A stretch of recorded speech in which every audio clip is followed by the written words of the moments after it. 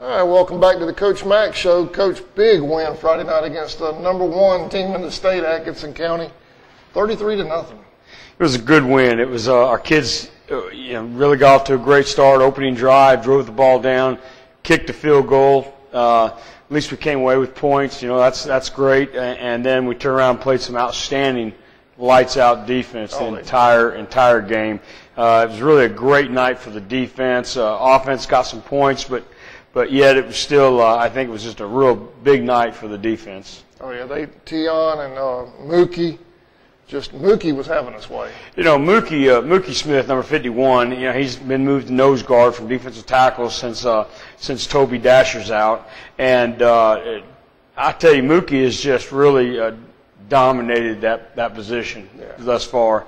He has really made things really tough, not just on a center. I mean, I'd hate to be a center and had to play us. I mean, before you had to deal with Toby, and Toby's out, you're thinking you're going to catch a break, but you're not catching a break at all because Mookie's just doing just doing a great job blowing the center straight back. And you had Atkinson County like to run what was called the counter tray play, where they pull the guard and tackle from the opposite side, run a counter in the backfield, and Mookie was many times would drive the center straight back and enable the guard and the tackle to even pull, which left people unblocked on the play side, and he just did an incredible job. He was definitely, him and Mak Barlow were our two big players of the week, and Mak Barlow probably had the game of his life. He played out of his mind. We're going to talk more about Mak later on for the Senior Spotlight, so I guess we can talk about that later. But again, some other guys that played great on defense. Tion Burrows, played great on special teams. He did. Really showed out on special teams.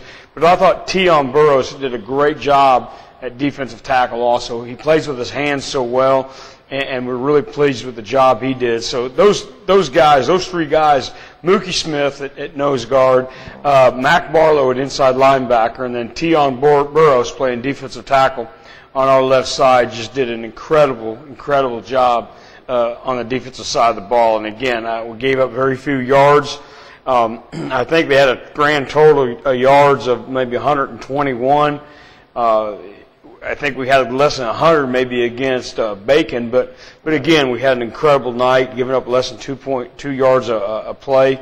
So really proud of our defense. No doubt. Second shutout in 4 games, so real pleased with them. I was figuring that up today. The defense has only allowed, if I'm not mistaken, 24 points all year. I believe that's right. Around 6 points a game or so, and we're averaging, I think, 33 points a game. So if that average will hold up just throughout the rest of the season, we should be just fine. But I'm sure it won't. But again, after 4 games this season, if you told me back in early August that, hey, listen, you're going to be 4-0, you're going to hold your opponents to 6 points a game, you're going to be scoring 33 points a game, I wouldn't have believed you. And then you'd have kicked me out the door. If you'd have told me that after Pierce County, I'd have really told you were crazy because after the Pierce County game, you can remember how we felt after that game. Yeah, it was rough. We're actually scrimmage. After that scrimmage, we felt pretty low about that. We didn't feel good about our season. So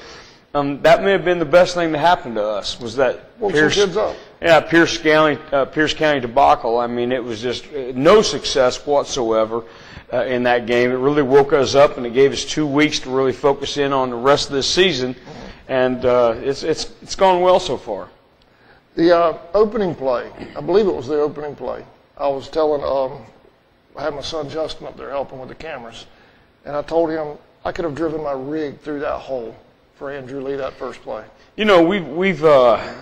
We expect a lot out of our offensive line. We think they're a talented group, and there's been some times where this last week and maybe a week ago, but this last week we had some breakdowns on the offensive line. But I'll tell you what, when they're all working together, all 5 of them are doing what they're supposed to be doing, there are huge holes, and those are the plays where you see Andrew Lee just run down the field.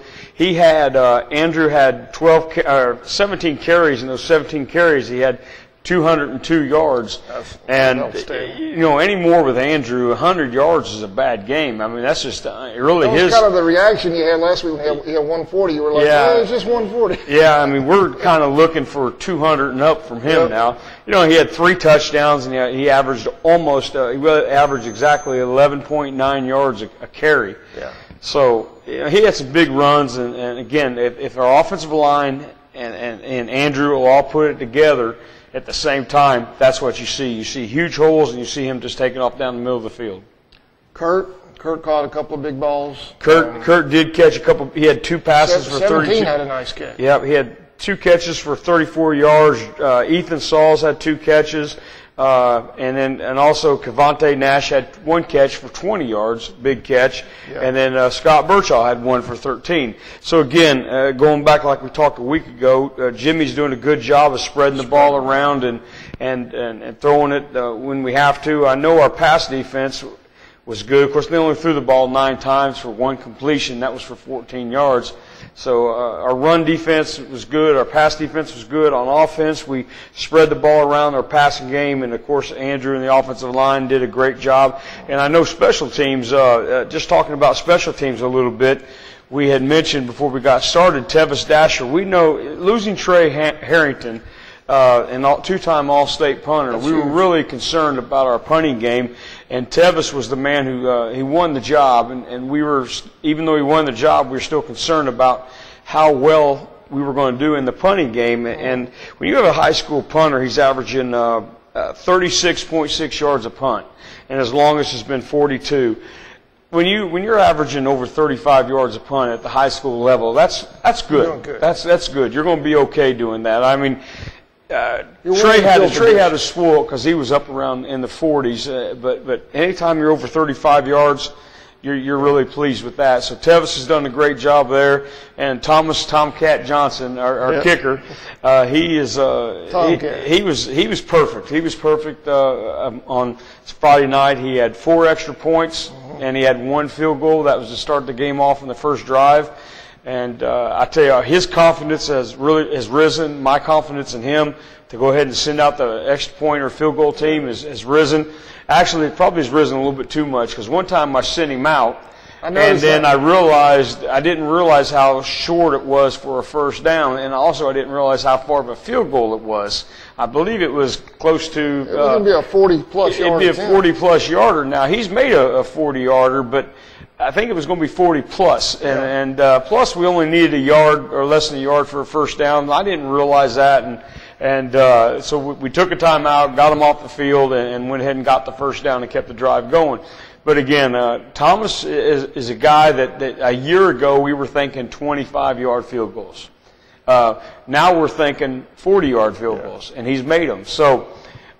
He's maybe next year as a junior, we'll be thinking 40-yarders are automatic. I mean, 40 yards, no question. When the ball gets around the 30, we're thinking 3 points automatically. And then his senior year, who knows how far back we'll get. So in a tight ball game, that's a nice luxury. Well, it's exactly. I think without a doubt he's the best field goal kicker in our region. And I haven't seen what's going on in the rest of the state, but I'd have to put him with, last year the kid from Marion was incredible. Division I kicker, punter, and kicker, and we saw what he was able to do to us. He actually probably won that game for them. And then now Thomas, I would have to say there's probably not a lot of more consistent extra point guys and field goal guys out right now in single A football than Thomas. And, of course, our coverage team has gotten better, and it's gotten better because Tion Burrows he has done a great job. And if those people that have been around Charlton County football since what I guess it would be the early 2000s, remember his brother Adam Davis, number 55 AD. Adam Davis, we used to put him on punt cover and kickoff coverage, and he would make every tackle. Yeah. And so we know it's in the blood, and so he's doing a great job. We're really excited about what he's added to our special teams now. Well, what amazed me about him was just the sheer size, and he's still one of the first kids down there. He can run. He's a big kid. He's a muscled-up kid, and he's a guy that we used to always talk about. If you'll ever if you'll ever realize how physically strong you are and how you can dominate your position, it would you'll just take that next step. And I think he's starting to take that next step now on the defensive line position, and also on the special teams. And he's a guy that athletically, at the college level, he won't play defensive line, but at the college level, they might be able to stand him up and play a defensive end with him, or even a linebacker position. So he's a kid that I think at the next level, take his hand off the ground and he can probably play at a pretty good level. Yeah, well, that speed and size. That's exactly. He'd be good at the next level. While we're on special teams, they absolutely refused to punt to Kurt. Exactly. I think they punted one to him, and everybody's been real hesitant to punt to him, and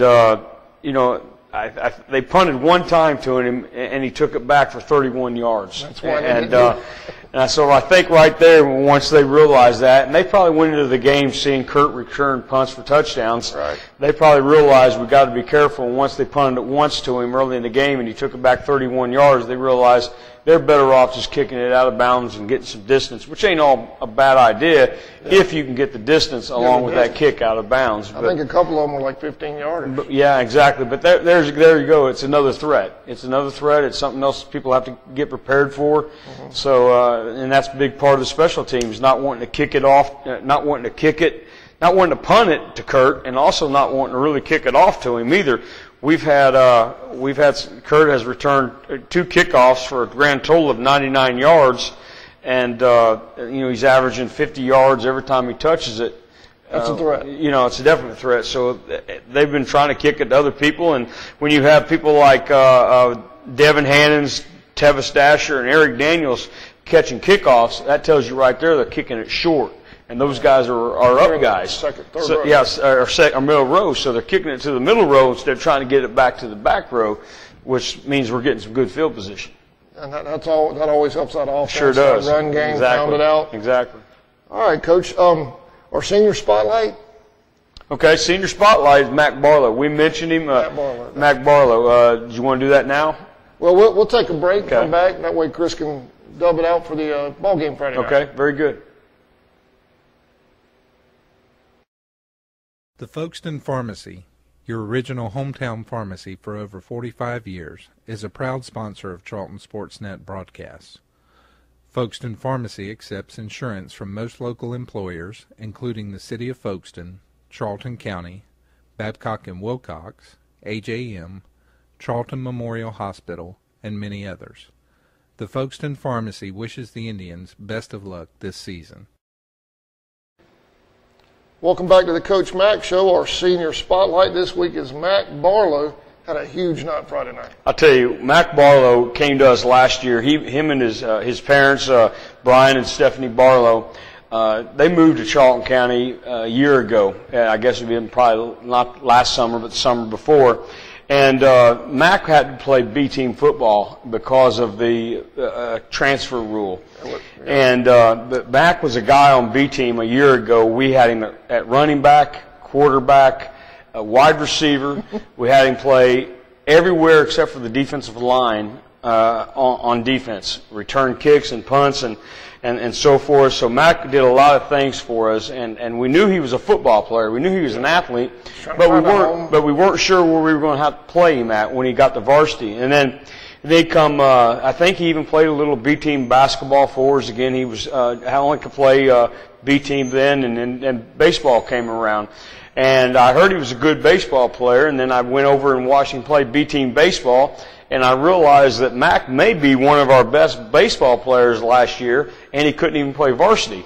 And so watching him play, I'm sitting there thinking, we have a couple guys on B team that might be better than most anybody we have on varsity, and because of the transfer rule. But I think that now Mac's all varsity eligible, and we have him early in the year and during the spring.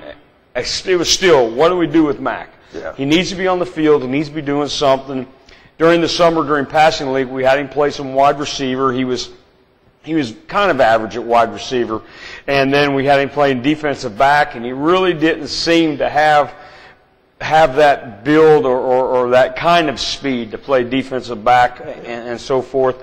And so I was really feeling bad about it because, you know, Mac's he's the kind of kid you love to coach. Yeah. I mean, he's high character.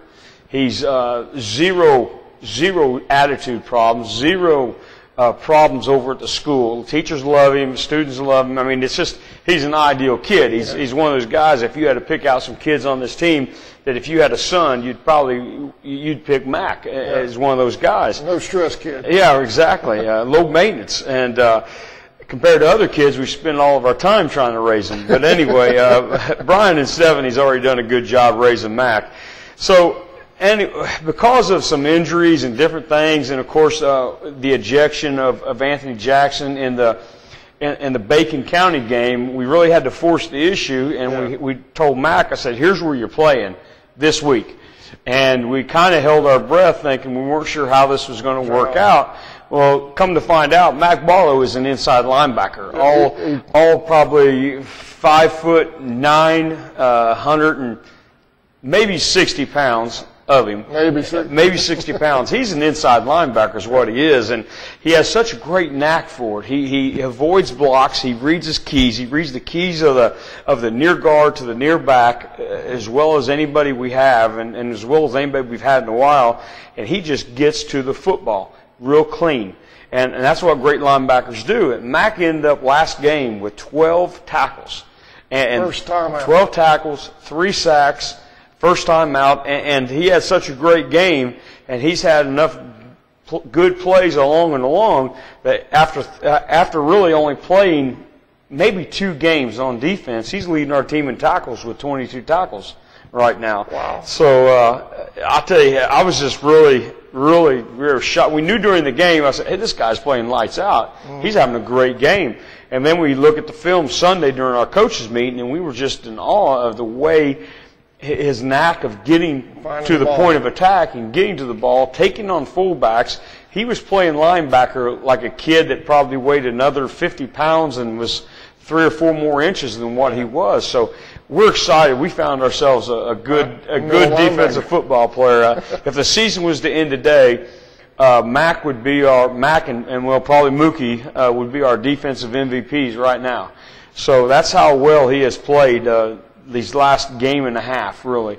So I tell you, we're excited about him. We think he's going to do a great job, and you know, you look hopefully everybody comes to our games gets one of our game night programs, and if you don't have a chance to get one at a game, if you're watching it on your show, the football game, stop by Brian Hewlin at State Farm Insurance. Right. He has this year's, well, really it's a program, but it's more like a media guide. It has It's nice. all the information of every football game ever played. And Mak Barlow has a great section here of you know, his likes and dislikes, and he talks about his future plans going to college.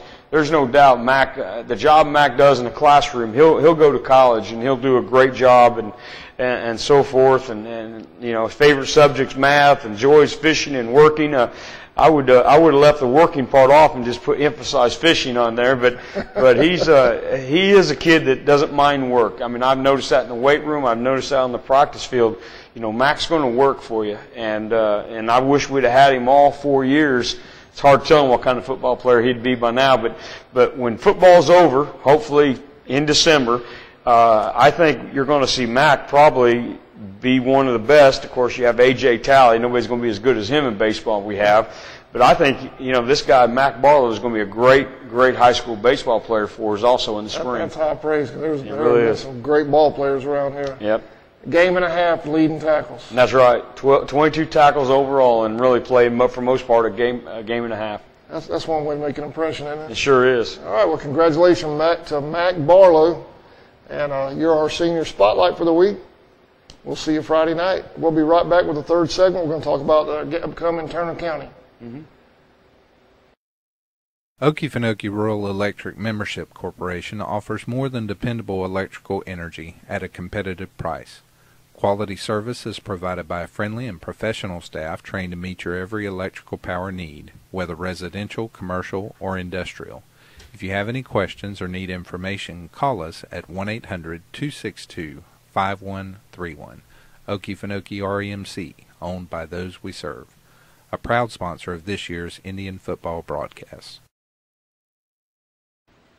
All right, welcome back to the Coach Mack Show. Before we talk about Turner County, Coach, I want to talk about our NFHS passes for just a second. While we're almost at the midway point, we're really at the midway point of football and softball season, the passes are reduced down to $25 for the whole year. That gets you playoffs. It looks like the football and the softball is headed to the playoffs. That gets you basketball, baseball playoffs, the whole thing, everything. So, get on our Square One page, Square Market page. Chris, I have the link on our Facebook page at Charlton Sportsnet. And get on there, watch not only what we do, but if you have family and friends at other schools, area schools, you can watch those as well. All right, Coach, Turner County, they come in at 2-2 for Friday night. Turner County, we've our overall school record against them is 6-2, and I really don't think we played them much before I got here in '90. And Turner County, the last 2 years, just taking the last 2 years with Turner County, last year we won the game 17-6, but we had no offensive touchdowns. Yeah, that was the game. Everything was defense. And it was just the defense, special teams, really carried the whole game for us. And they were extremely tough on us. We just couldn't move the football. Their line of scrimmage was real dominant, really dominated our offensive line. So, big challenge for us this year to try to get the offense going against them, because it definitely it didn't go anywhere last year. Real fortunate. Our defense played great. Special teams played great, and we were able to get a win 17-6. But a year ago, if you go back, not last year, but the year before in 2012, right out here, we beat a pretty high-ranked Wilcox County. Yeah. We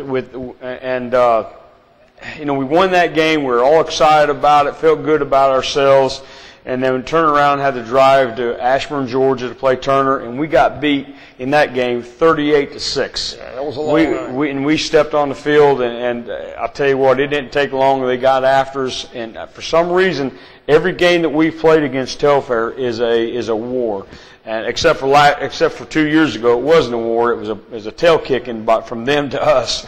So anyway, we got a lot of concerns with this game. We really are concerned about it because we know that one thing about Turner County is they're going to be extremely physical.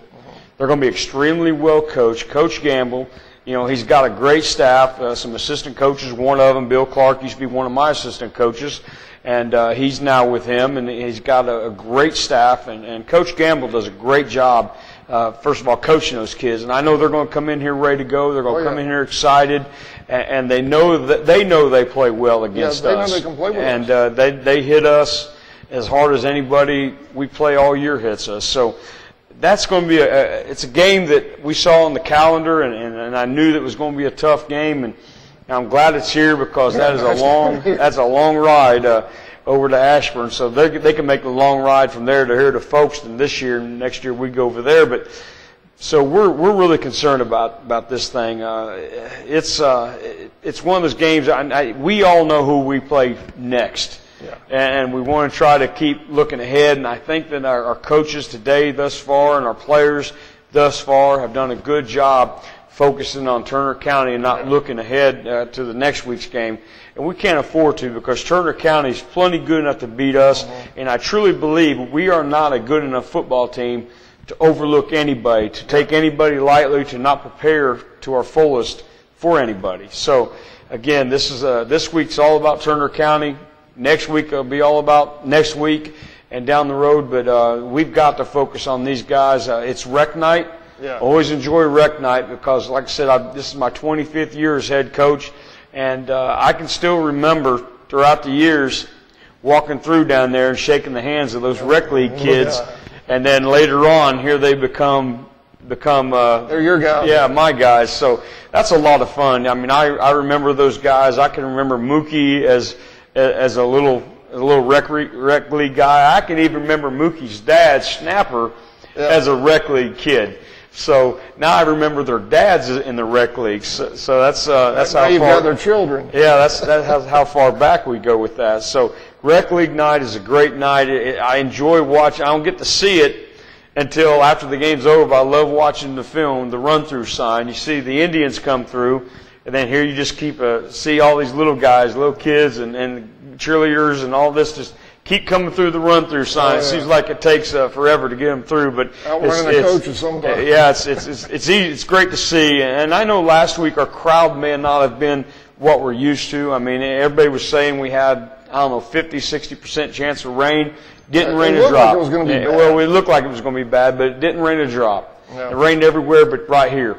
And this week, I know the temperatures are supposed to be down. I think game time below 80. Long-term forecast below 80.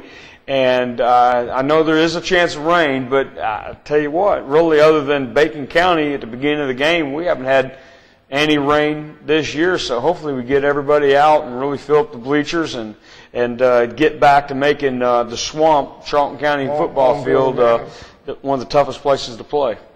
I know the last 2 home games, we thought it was going to rain. We've had we were fully prepared, had our pop-up up there, tied everything down. Well, I think that's the key is you're prepared for it and it doesn't rain. If you don't prepare for it, you better look out. It'll probably pour on us. Yeah. But, and just, I know we're talking about Turner, but something just reminded me about last Friday that was, really, to me, it was funny. It was funny because of the way the scoreboard looked. We were way ahead, but it's the first time our band got a 15-yard penalty. I was going to ask you about that ever happened and I'll tell you what, I'm a big fan of the band. Kurt Hersey, I think, does a great job. People talk about how tough us football coaches are on our kids. I want to tell you, I've watched band practice before. I don't think I could do it. I really don't. Yeah. I mean, those kids.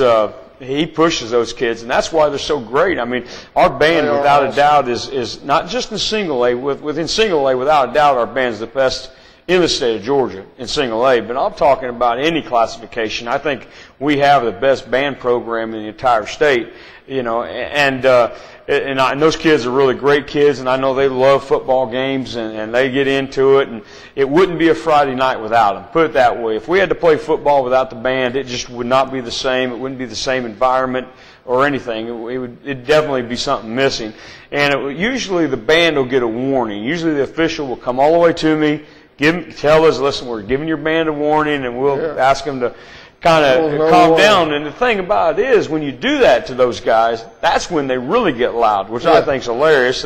They'll stomp their feet in the bleachers and they'll holler, and they've been better off just playing than what they were doing. So I get a kick out of that. But Friday night, the officials, of course, our officials have been different kind of officials this year, as everybody knows. The officiating has been different, and it has. And all of a sudden we get a flag, and I'm like, what happened? Everybody was did one of our guys say something? He goes, Coach, no, that's 15 yards on your band. And I'm like, really? You're going to throw 15 yards on the band? And you're late in the game. I mean, the clock's running already, and that sort of thing. So that was pretty comical that they got a 15-yard penalty. And the band was over there bowing.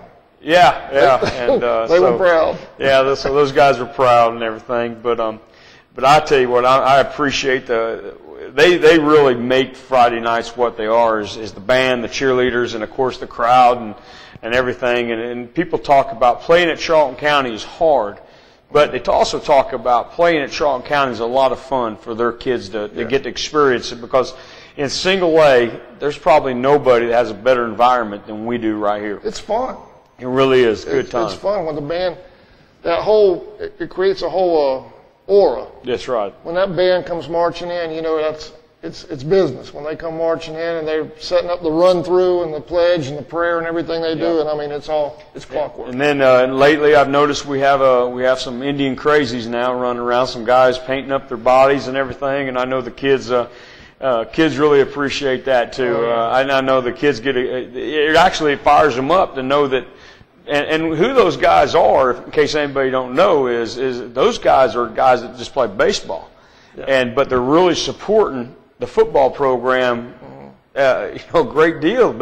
And then you look at in the spring, you'll see a bunch of our guys who just play football over there painting their bodies up and everything and getting all excited and all that kind of stuff. The biggest thing is I hope Mookie's playing varsity because we don't need Mookie taking his shirt off no more in the bleachers. That's disturbing. And so hopefully Mookie's going to be on the varsity baseball team and not the B team, so we can keep him fully clothed. If he keep his shirt on, if nothing else. So anyway. Well, those as you call them, what do you call them, crazy? Yeah. Crazy. Well, they've been supporting the maiden softball too. Exactly. Well, yeah, exactly. Yeah, I see them. I see them all out there sitting. I love going and watching our softball team play. What a great bunch of girls. And Coach Baxter is a good ball coach, and I enjoy watching them play. And I know they're at home twice this week, weather allowing. Yeah. They're going to be home Tuesday and Thursday. They're a fantastic ball team. And you look out there and you see the pickup trucks backed up out there, and you see all our football players out there leaning on the fence. And again, I don't mean to be picking on Mookie, but he was leaning on the fence out there, and I was sitting in the bleachers. I had to text him, and I said, I'm not sure how much that fence can take. So you better be careful leaning on it. So, but anyway, that's what makes high school athletics special. Is when kids support other kids, regardless of the sports and that sort of thing, and really appreciate one another, and that's really special, and that's what makes Charlton County what it is the people and their support for these kids. Well, it's a community thing. Exactly. Everybody loves supporting them. I mean, anytime any of these teams need anything, they go to the community. The community is right there, help them out. So it's awesome. It really is. Looking forward to Friday night. No B team game this week. No B team. We have a junior high game. I think it's tomorrow, Tuesday, I believe, or I believe it's Tuesday. I know they bounce back and forth between Tuesday and Wednesday, but I tell you, if you get a chance to see our junior high, that's an outstanding group right there. It's a group that it's one of our better junior high groups we've had in a while. Last year's junior high, undefeated. Yeah. This year's junior high is undefeated now, and I'm sure I'd like to see the team that beats them. To be honest with you, and I don't think there is a junior high that's going to beat them. Well, I was, I'm around that a lot, or I was last year with AJ being down. The team that really gave them a fit last year, besides Camden obviously, was Callahan. Mm-hmm. And Michael Elliott came over to the house the other night. And he told me at halftime before it got called for lightning down there, they had them 14-0 at halftime. Yeah. We had Callahan That's right. 14-0. That's right. So those kids, they're playing some ball down there. They there. are, and I'd like to mention our B team. Our B team is just really, it ends up being a real hodgepodge of kids that we throw together throughout the week of practice. It's those people that we know won't play a lot of varsity, and they don't get much of a chance to practice together as a team until Thursday rolls around. Well, last Thursday, I believe it was it 12-8? 12-8. 12-8, we beat Ware County. Oh, yeah. So I was excited about that, and it was one of those games where our kids really had to show their guts and pride at the end of the game. They had to have a game-winning drive at the end, and they got it done. So I'm real proud of those guys, and I know they were excited and had a lot of good play. And I know B team will get going. This week's off. B team will get going after this week, and I think we have at least right? We go to Callahan. I think we still have a few more home games. So I'd like everybody to get out and see those guys. Oh, yeah, lots of support around here. That's right. There's always something going on. You cannot be bored in this town. That's right. All right, Coach, I appreciate it as usual. And we'll see you Friday night kickoff, 7:30? 7:30. 7:30 Friday night. Y'all pack the place. Thanks for watching.